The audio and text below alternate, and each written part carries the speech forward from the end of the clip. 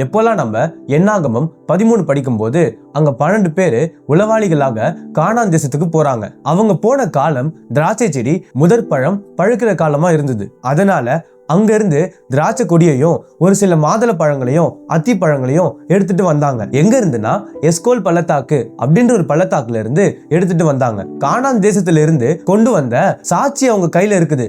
ஆனா நம்ம அங்க போவோம் அப்படின்னு அவங்களுக்கு விசுவாசமே இல்லை. ஏன்னா அங்க ராட்சகர்கள் இருந்ததை பார்த்து பயந்துட்டாங்க. ஆனா 2 மனுஷங்களுக்கு மட்டும் நம்ம அங்க போவோம் அப்படின்னு விசுவாசமா இருந்தாங்க. அப்போ நம்ம யார் மாதிரி இருக்கிறோம்? அந்த 10 பேர் மாதிரியா? ஏன்னா அவங்க கையில கானான்ல இருந்து கொண்டு வந்த சாட்சி இருக்குது. அந்த மாதிரிதான் நம்ம கையில இருக்கிற வேதாகமம் பரலோகத்துல இருந்து கொடுக்கப்பட்ட ஒரு சாட்சியா இருக்குது. எப்படின்னா கர்த்தருடைய வார்த்தை அவருடைய மக்களுக்கு பரிசுத்த ஆவியானவர் மூலமா எழுதப்பட்டது. 2 தீமோத்தேயு 3:16 படிச்சு பாருங்க. அதனால சாட்சி மேல விசுவாசமா இருங்க, நம்பி இதை பின்பற்றுங்க, பின்பு இலக்கு அடையுங்க. பிறகு இயேசு கிறிஸ்துவோட அன்பை விட்டுறாதீங்க. ஏன்னா அதற்கு மட்டும்தான் முடிவே இல்லை. இதை குறித்து சிந்தித்து பாருங்க.